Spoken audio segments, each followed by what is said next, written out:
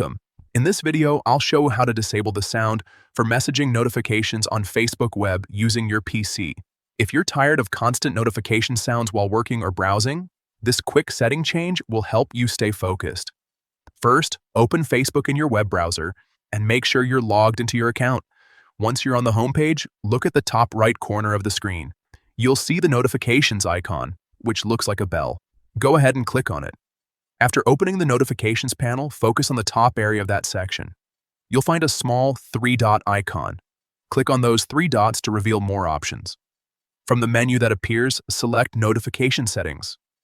This will take you to a dedicated page where you can manage all your notification preferences. Now, on the Notification Settings page, scroll down until you find the Messaging section.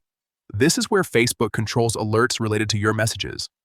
Click on Messaging to expand the options.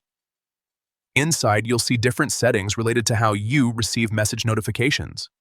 Look for the option labeled Allow Notifications on Facebook.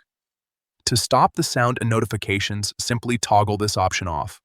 Once disabled, Facebook will no longer send you messaging notifications with sound while you're using the web version on your PC. And that's it. You've successfully turned off messaging notification sounds on Facebook Web.